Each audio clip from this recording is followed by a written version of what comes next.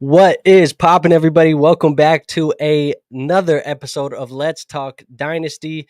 Tonight, we're back to our regularly scheduled programming. So there is no more team previews going on, and I apologize if I sound sick. It's because I am. But we're gonna get a show out here for you guys, anyways. You'll just have to put up with a little bit of minor congestion. That's all it is. But at the end of the day, guys, we are going to be talking about the official stamped flag plant Let's Talk Dynasty, my guys, for the 2023 season. So War and we're going to be giving our my guys. We each have three of them. And I see we got Shane in the building. He says, help me get through this traffic. As long as you get the phone out your hands, we'll be there for your speakers. So let's get War up in the building, man. Let's start talking some Dynasty Fantasy Football because tomorrow we got football, man. It's right there. We can feel it. We can taste it. We can smell it. We just haven't seen it yet. So at the end of the day, let's get War in here, man. War, how you doing?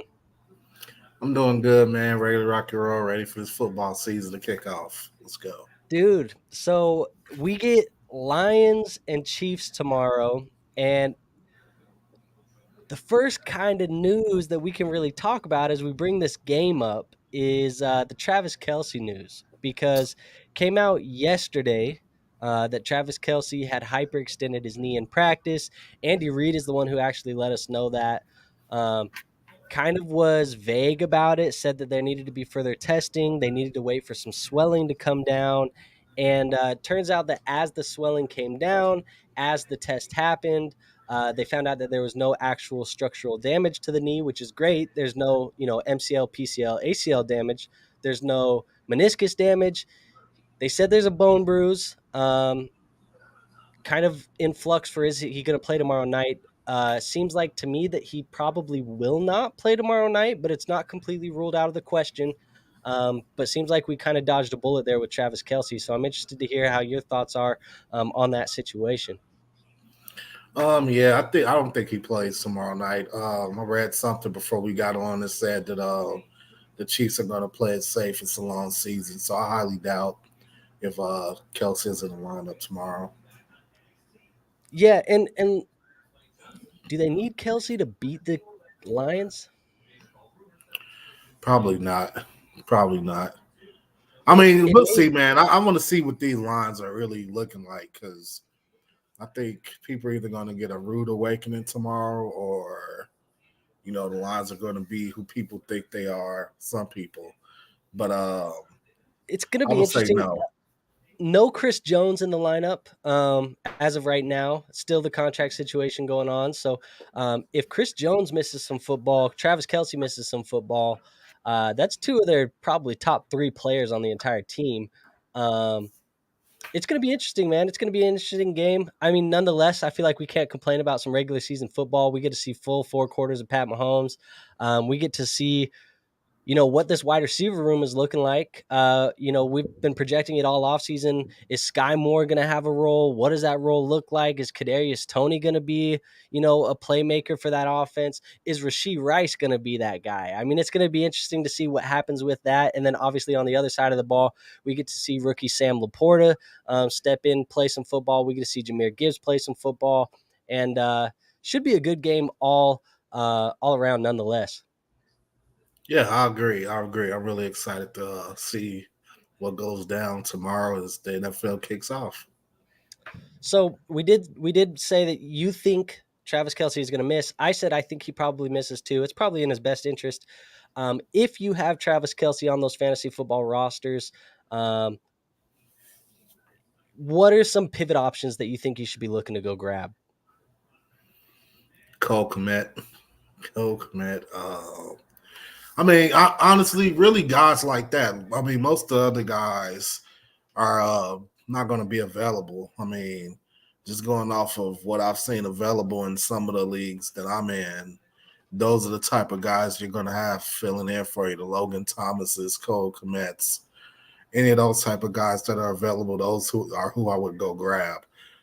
Yeah, we play in a tight end premium league. I know a lot of the popular guys that they've been saying on Twitter that you could go get would be like a Hayden Hurst from the Carolina Panthers. If you could Yeah. get Hurst, maybe he's a plug and play. In our league that we just drafted, I'm pivoting from Kelce, assuming he's not playing. I'm going to be pivoting from him to Laporta. So I'm just going to go to the other side of the football. I'll play Laporta tomorrow night. So just keep an eye out on what's happening with Travis Kelce. Like I said, officially he hasn't been ruled out yet, but it looks like it's going to be trending that way. And if it does, you need to have a pivot option. And it sucks because it's a Thursday night game. I think if this was a Sunday game or a Monday night game, you may see Travis Kelce play, but because it's so close, probably not going to see him in your lineup. So no Noah Gray shares going on there, or I think you could play him. I don't know, man. We haven't seen a lot of Noah Gray in his career.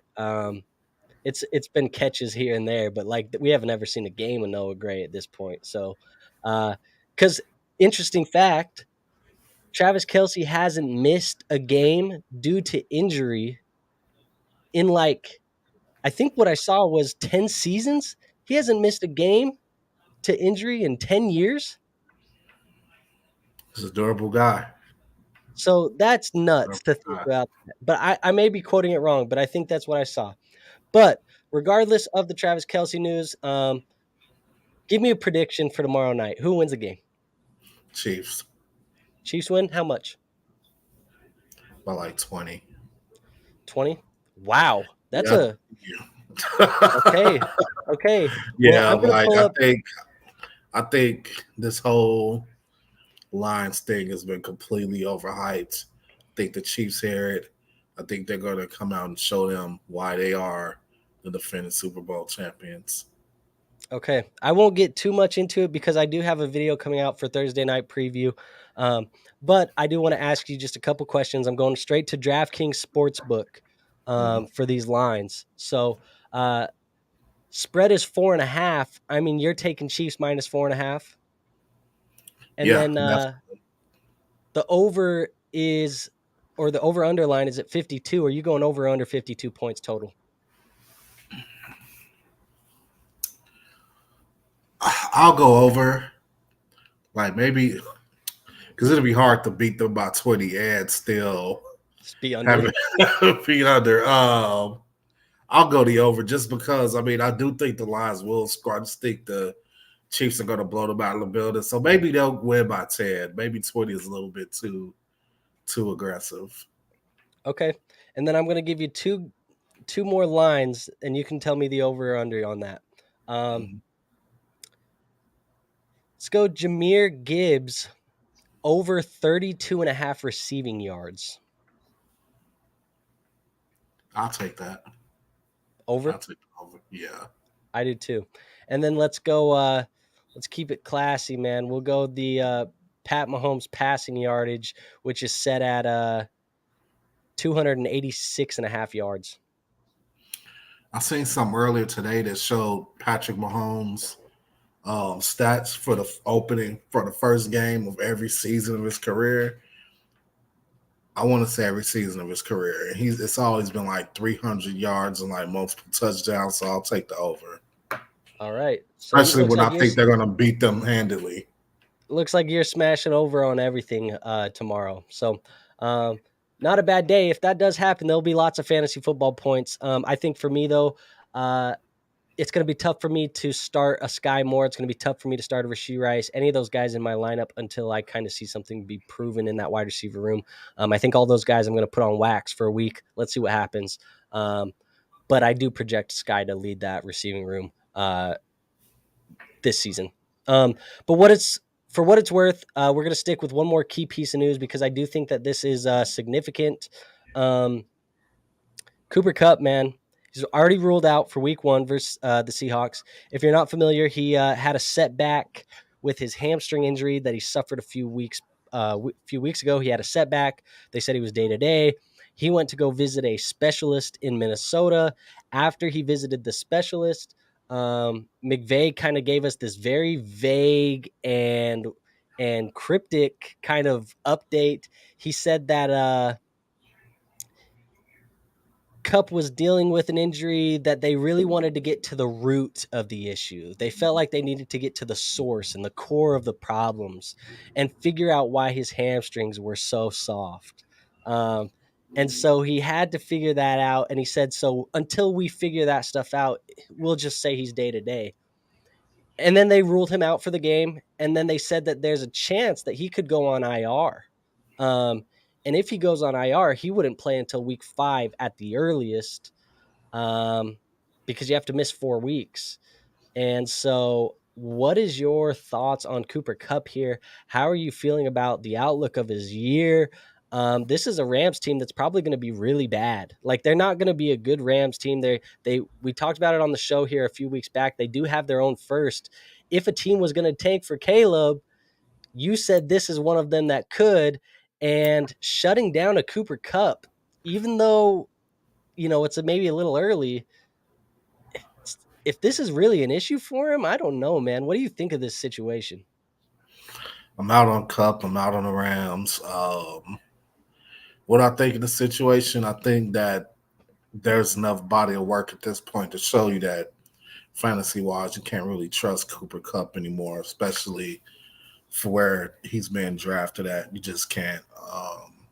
If you're able to get, Kupp for a cheap deal during the season in the trade, go ahead, shoot for it. But, don't be surprised if he doesn't even finish the season, especially if they come to the conclusion that they're going to enter the Caleb Williams sweepstakes. So that's Yeah, where I'm man. at.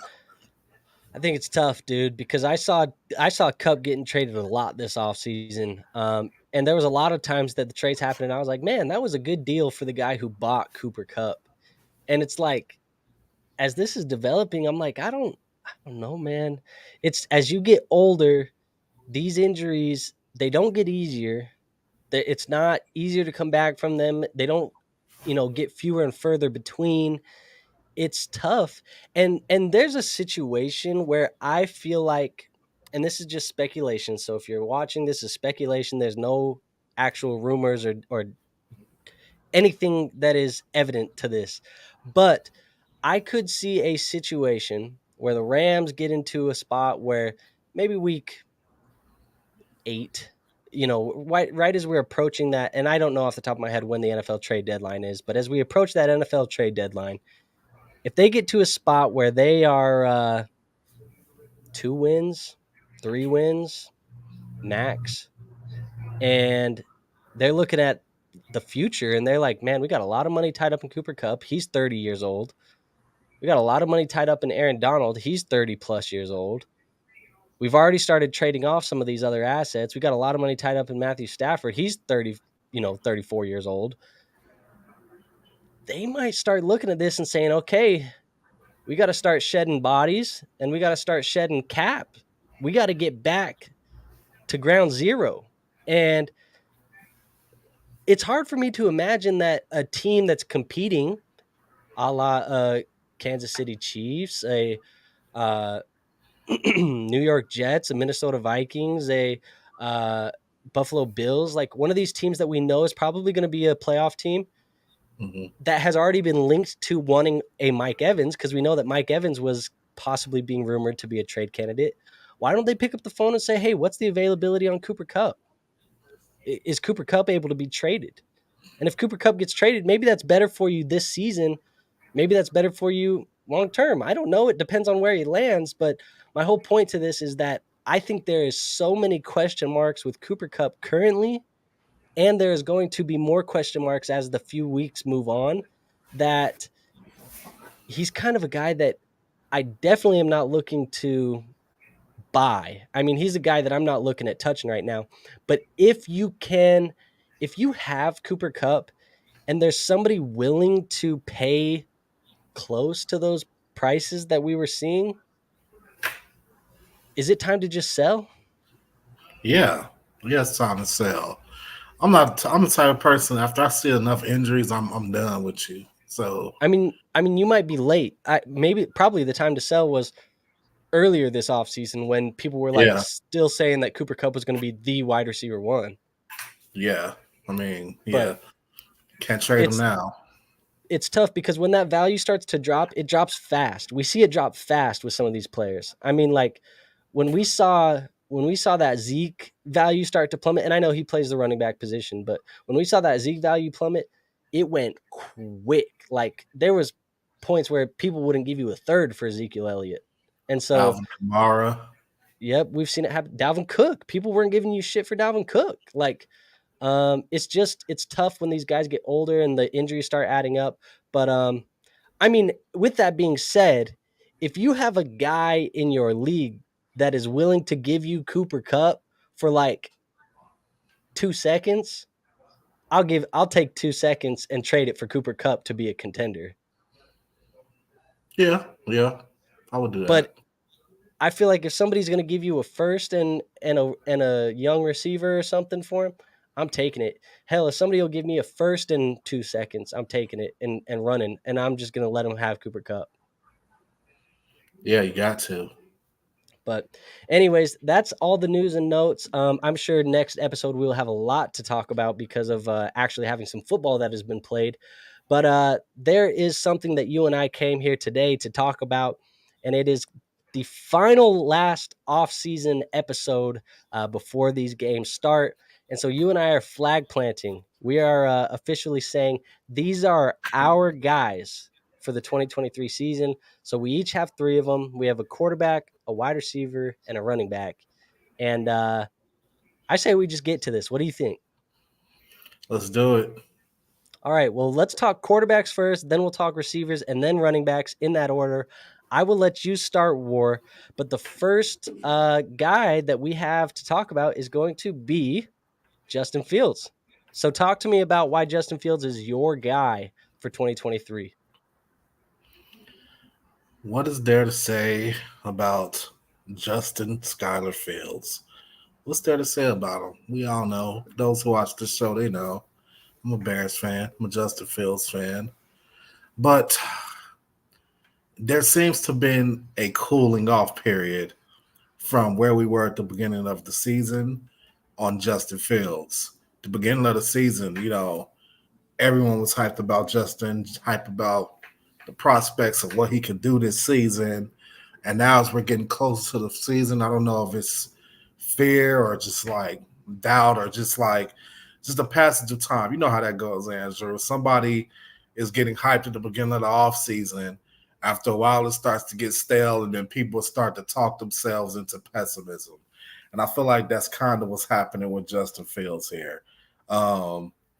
We went from a few weeks ago, somebody saying Justin Fields a dark horse MVP candidate, and then we got guys saying like, "Oh man, if this doesn't go right, the Bears could be looking to move on from Justin Fields." Like we're going back to that talk, and a lot of it has to do with I've noticed that it's coinciding with people becoming more optimistic about Jordan Love because the Bears, and the Packers, they're always connected at the hip.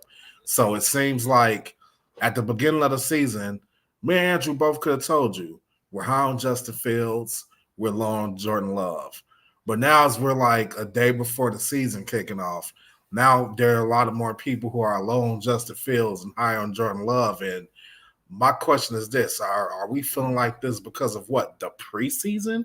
Because Fields threw a few passes into the dirt because he didn't show much in a vanilla offense that was being called, which most teams call during the preseason, because he doesn't have air yards, like all these reasons, and because Jordan Love is lighting it up in the preseason, he should.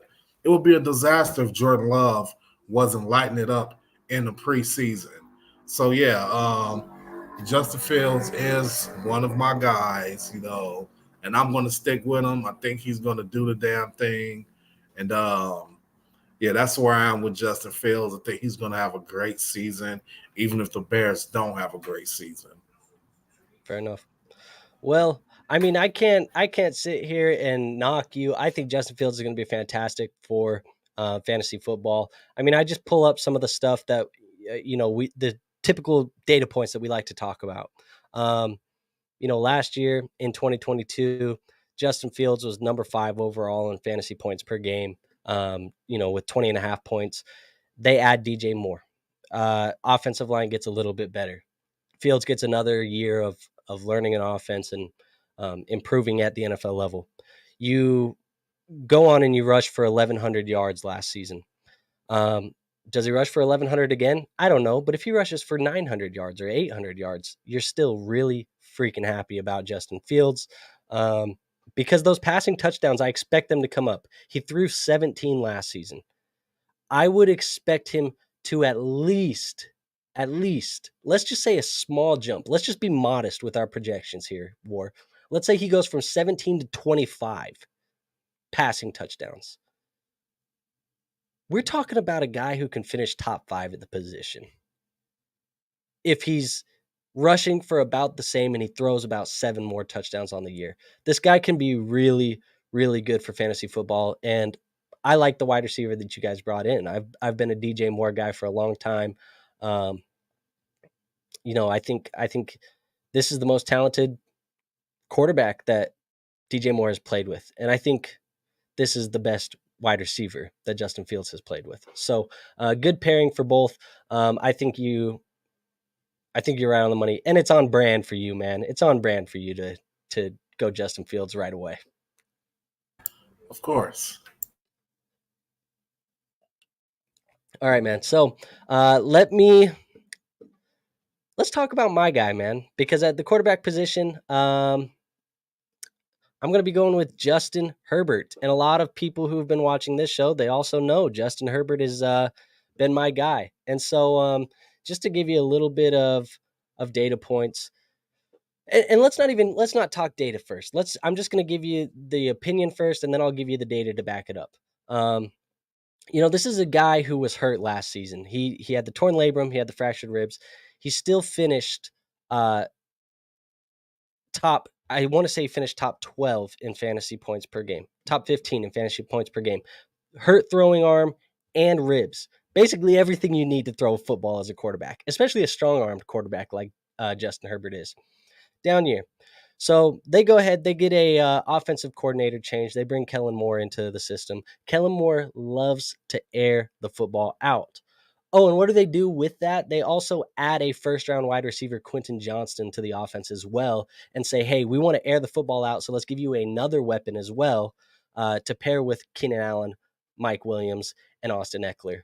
So healthy offensive line this year. Rashawn Slater is going to be playing some football. Obviously, Justin Herbert is going to be healthy as well.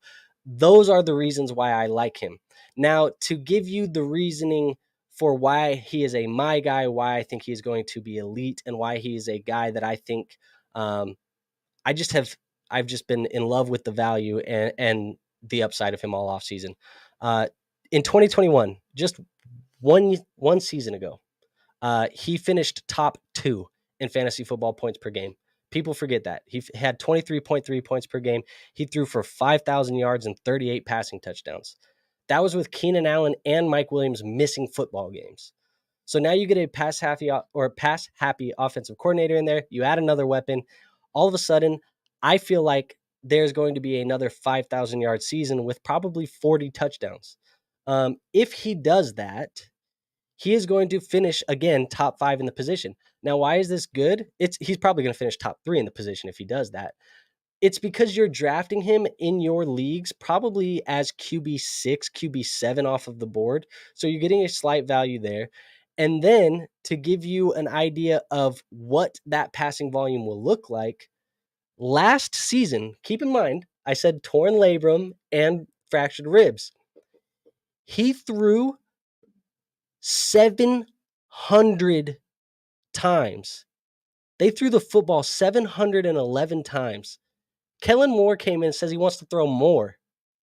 If this mother effer throws 800, 900 times this season, this dude's going for, he might break the passing yard record if they throw that damn much. So I just think the ceiling is very high for Justin Herbert. The talent is obviously very high. I'm a big fan of Justin Herbert, but that is why he is officially a my guy for me. And I want to get Justin Herbert everywhere I can.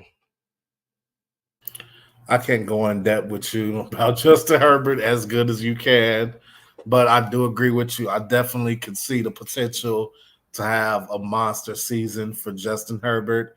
I would not feel uncomfortable having him on my roster at all is that's the guy. Not just, but I don't think he's Joe Burrow, but but Justin Herbert, yeah, 100% can see him having a big season with the Chargers this year.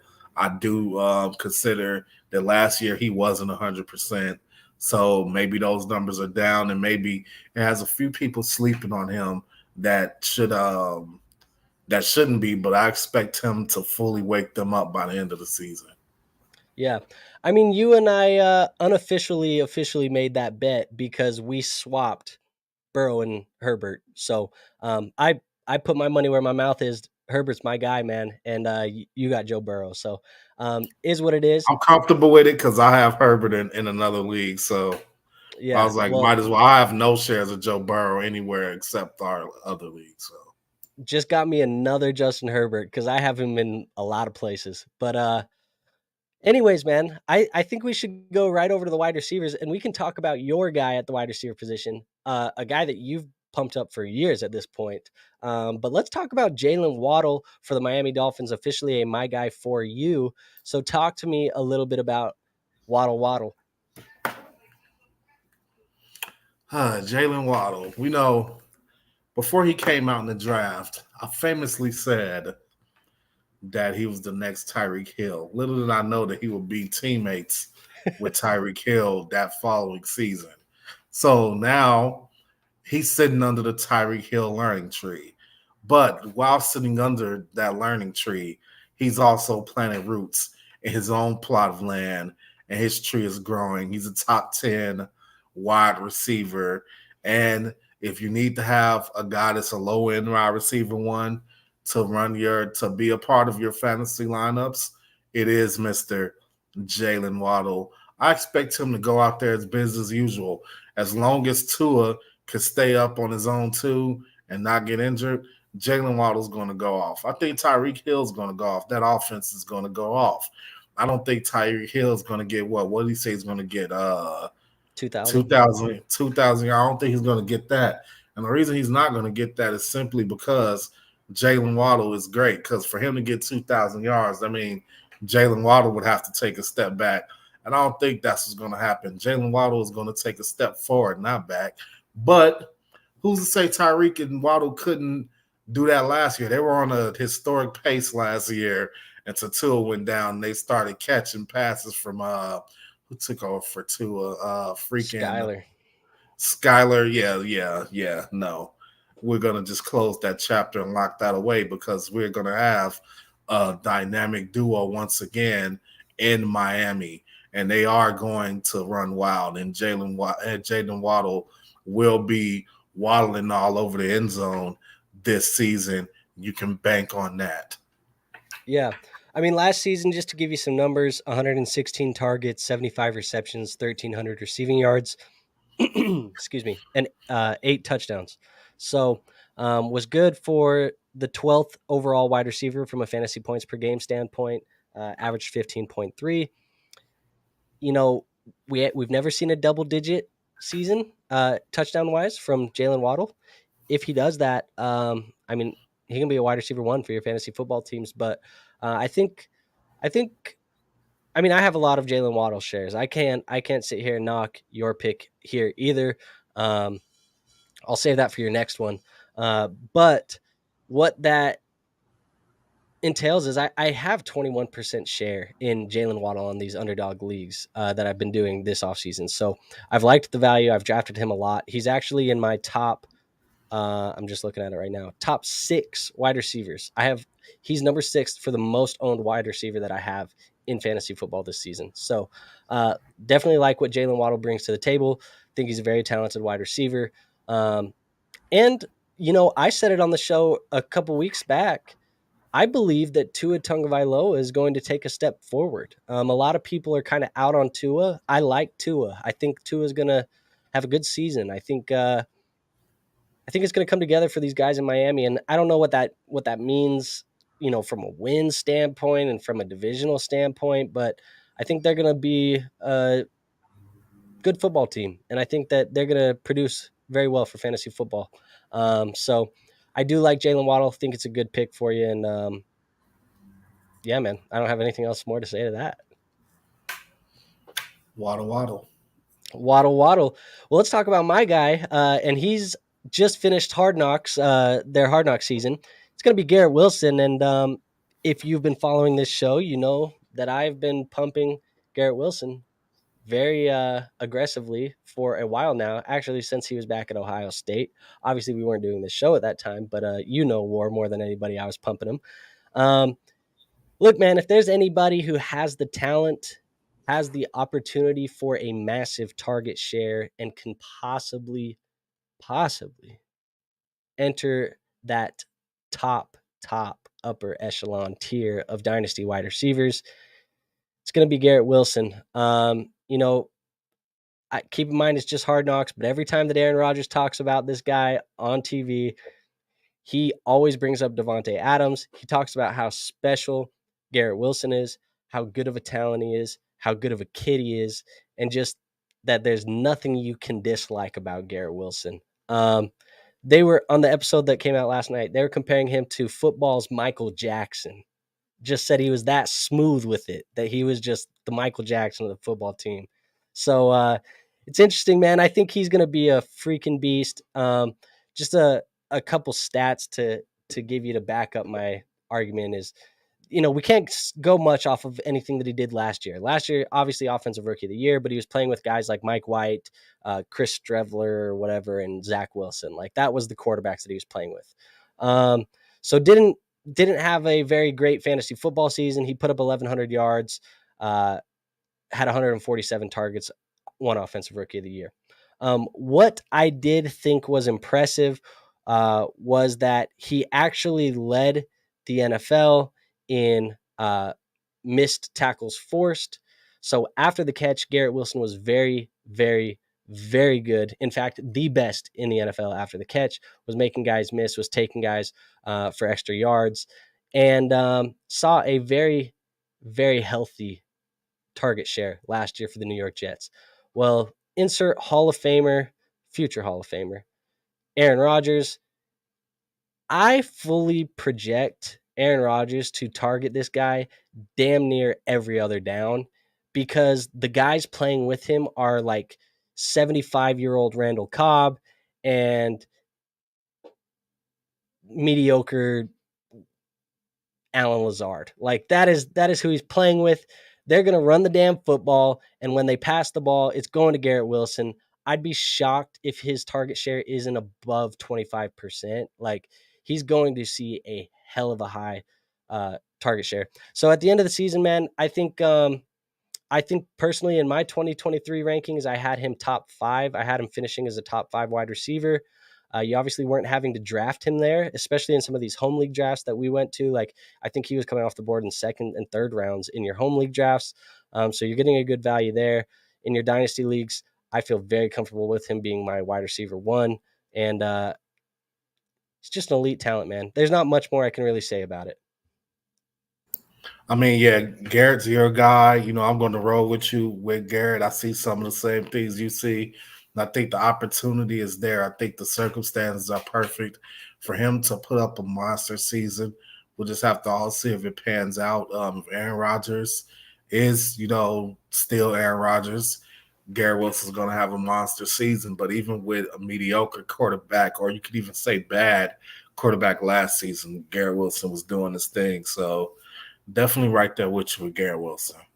Yeah, and I mean, let's be honest, man. I think Aaron Rodgers is going to be fine. Obviously, we're not saying he's going to be 2012 Aaron Rodgers, but if he gives you, 2 seasons ago, Davante Adams, Aaron Rodgers connection.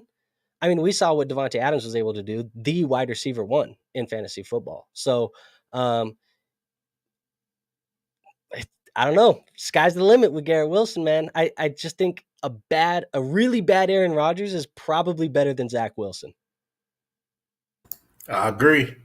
So I it agree. is what it is, man. But my guy for me, man, I love Garrett Wilson, and I love that I have him on a team right next to Justin Jefferson. So Yeah. all right, man. Let's talk about your running back here. And this is the one that I said I might fight you back on it a little bit, but it's going to be your guy. You've talked about him on the show. Talk to me about Javonte Williams and why is he a my guy for you this season? All right, not gonna have a big Javonte Williams blow up like I usually do. Just gonna casually talk about Javonte here. I still think he's gonna have a great season. And even more so, I think that the value you can get Javonte at is excellent. You could get Javonte in the middle rounds, middle to late rounds. And I think if you can get him there, you could potentially grab some running back one, high end running back two production. Um, and I think that makes him perfect. I mean, yeah, we have some Majay P. Ryan there, but whatever. I understand that Javonte may be on a little bit of a pitch count to start the season.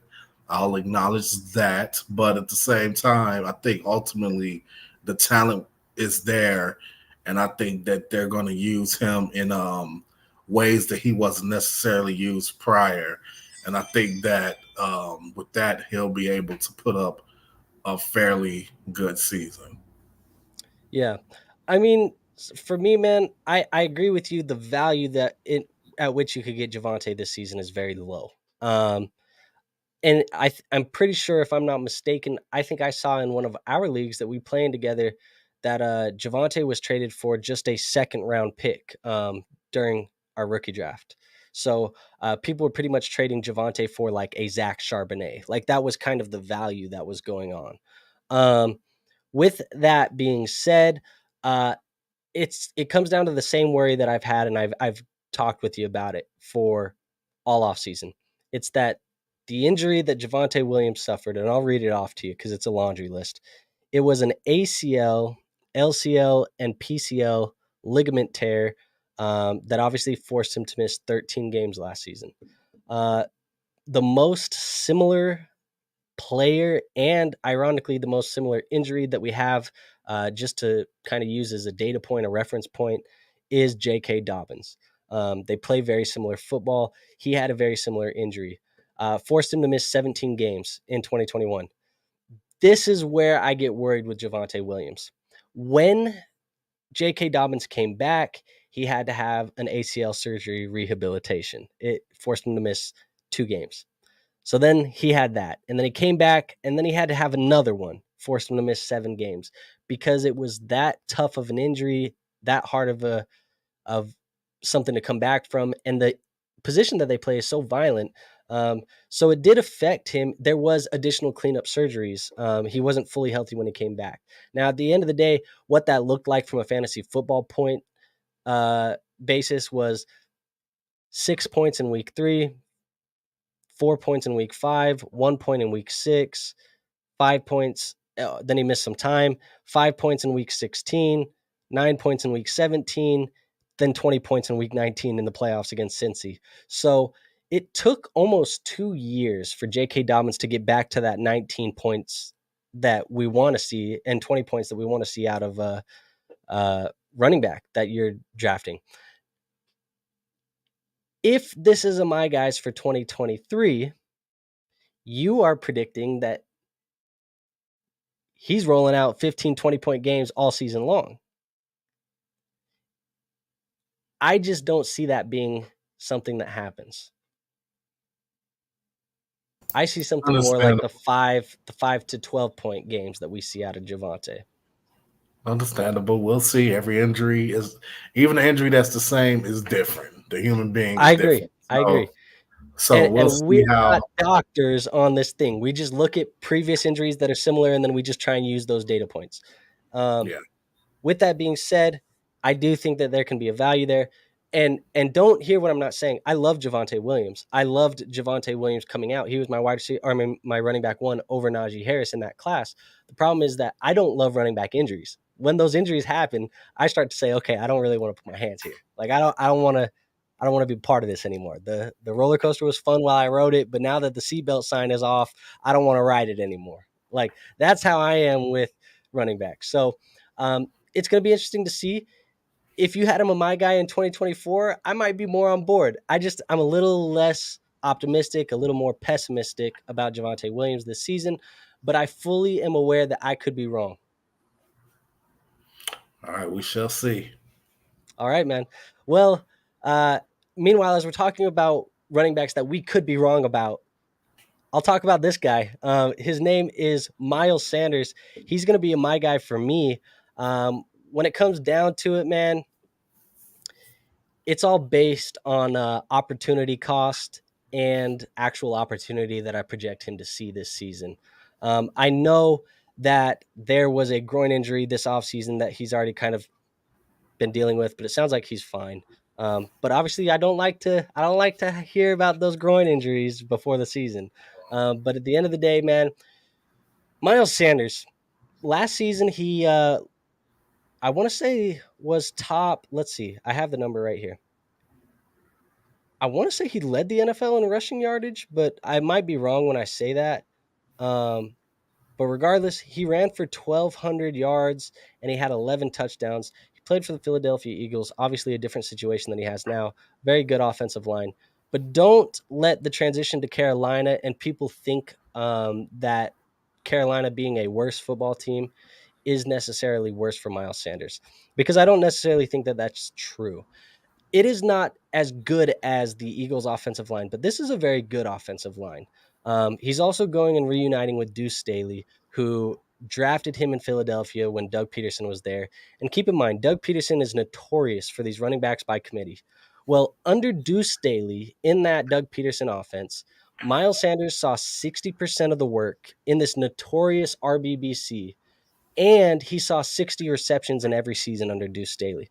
Now that or 60 targets, not 60 receptions. He saw 60 targets in those years under Deuce Staley. So that is kind of where I'm coming into this Miles Sanders argument is I think that reception number that has been notoriously low over the last couple seasons, being 20 receptions last year, 26 the year before, 28 the year before that, it has been very low receiving numbers from Miles Sanders. I think those come back up to a higher volume now that he's going to be under Deuce Staley. This is a good offensive line. I think he's going to be leaned on this team because rookie quarterback Bryce Young, who I think is a very good quarterback, but they're going to have to lean on Miles Sanders. They're going to have to lean on the run. He's going to help them have those longer, efficient drives that they need to have to Bryce Young be developed at the NFL level. So it's purely coming down to, I think he's going to be used a lot. He's going to be used in the passing game again. And maybe he doesn't get to those 11 touchdowns that he had in Philadelphia. Maybe he's closer to that like 6 to 8 range. But I think the receiving numbers will help prop that back up. At the end of the day, man, you can get him on your teams for virtually nothing. I mean, there were people that were trading away Miles Sanders for nothing this offseason. I'm pretty sure I bought him in a league for I can't even remember. I want to say it was like a late second round pick and a third. And I got Miles Sanders. And it's just you can get him for nothing. I think he has top 12 upside. At worst, he's an RB2 for your lineup. So anytime I can go buy an RB2, get some depth on a contending team like that in Dynasty Fantasy Football, and I'm paying pennies on the dollar, I'll take it. And Miles Sanders is my guy for me, man. I think he's being very, very undervalued, and the upside is high enough that I'm willing to buy in. I don't have too much more to add. Miles Sanders is your guy. He's kind of one of those guys that you presented the same out. You presented the same scenario to me earlier in the offseason, and I kind of just roll with you on it because it sounds really good when you put it all together. So yeah, I don't have too much more to add about Miles Sanders. I have him on one of my rosters because of your projection of how he'll do this season, and I agree with all of the things that you said as far as the opportunity he has in Carolina. Yeah, and I think when it comes down to it, Miles Sanders has a very safe floor. Like I think there's a lot of running backs that you could draft in his position or near him this season, especially in some of these startups, like especially as he was if you got earlier in the offseason when he was like technically still a free agent, like he was even cheaper than he is now. His values went up since he went to Carolina, but you were drafting him next to guys like I can't even tell you. He was so low that there was guys that you were hoping that, this thing would happen, then this thing would happen, and this thing would happen, and then maybe they would have a shot. And you were like, or I could take Miles Sanders and nobody wanted to take Miles Sanders. It just felt disrespectful. It felt maybe it's just the name fatigue and the fact that, Miles Sanders is going on to that second contract. We typically don't like to target guys that are going on to that second contract, but a 2-year window, it doesn't get as clear as this 2-year window. I mean, if you're playing in a championship contending window, and that's really the only time, we've said it on the show time and time and time again. If you are contending, that is the only time you should be buying running backs. And it is hard to look across the board and find somebody with this wide open of a backfield, because he's competing with Raheem Blackshears and Chuba Hubbards. And get somebody for that price. It's just too good of a deal for me to pass up. I'm in on Miles Sanders. He's my guy this year, man. Yeah, man, I'm So right there with you. So all right, man. So remind us of your 3, and then I'll remind us of our 3, and we'll get on out of here. All right, I have Justin Fields, Jaylen Waddle, and Javonte Williams. And my guys this season are Justin Herbert, Garrett Wilson, and Miles Sanders. So that is our My Guys show. It'll be interesting to see a year from now when we come back to this episode, see how our guys actually performed, see if our flag plants were correct, and see how things panned out. But it's time, man. It is regular season football starting tomorrow. It's time to go. As far as Let's Talk Dynasty goes, I know that you and we have some scheduling things that we will figure out. But just to give you guys an idea of what this show will look like. Oh, I see we do have a couple comments that I did miss. I apologize for missing it. Thomas McDowell says, I just received Mahomes and Godwin for Cooper Kupp on a trade. Thoughts? I mean, if you received Mahomes and Godwin for Cooper Kupp, you just robbed the guy. You get Mahomes. All right, yeah, you robbed him. Full PPR. I should trade Josh Allen and Miles Sanders for Lamar and Travis Etienne. What do you think? Josh Allen and Miles Sanders for Lamar and Etienne? No. I would rather keep Josh and Miles. And then Kupp and Herbert. Oh, he traded Justin Herbert and Cooper Kupp for Mahomes and Godwin. It's closer. I guess Mahomes and Godwin, though. And then Anthony says, my guy's Kadarius Toney. It's something we would never say on this show. But at the end of the day, man, I want to give you guys a sneak peek onto what the regular season schedule will look like. I think what I want to do for us, War, and we can talk more about it, is as each week goes on, we're obviously a dynasty focused show. That's Let's Talk Dynasty. That's the whole name of this damn show. So we will talk news and notes, things that happen around the NFL each and every week, injuries, all that stuff that happens. There's going to be a plethora of news that we talk about. It's basically we're going to have to react to NFL shit all the time. That's what we're going to have to do here. But then I want to do a Ballers of the Week. So kind of how we did today, where we nominated our guys. We will nominate some Ballers of the Week, guys who just performed for your fantasy football teams. And then we'll do a kind of rookie report each week where we're following up on all of these rookies that we talked about in the offseason and see how things are developing for them, what's going well, what's going wrong. And as we get closer towards that end of the season, probably the back, 10 to 17, we can kind of start throwing names in the college football space of who you should be looking at coming this offseason. So that's kind of my thoughts for what the show will look like in season. I hope you guys are all excited, ready to go. Anthony says, excellent show. Thomas says, my RBs are Josh Jacobs, Kenneth Walker, and Etienne. Thoughts? I think you're pretty decent at running back. If you have 3 starters, it's pretty good. And I like Josh Jacobs. Josh Jacobs is going to be good for you this year. But at the end of the day, man, that is all we have for you. Ward, do you have anything before we get on out of here? It's weird doing a show that's less than 2 hours now. I know. No, I have nothing else to add, man. All right, man. Well, we will watch some football tomorrow. You guys keep an eye out for that Thursday night preview.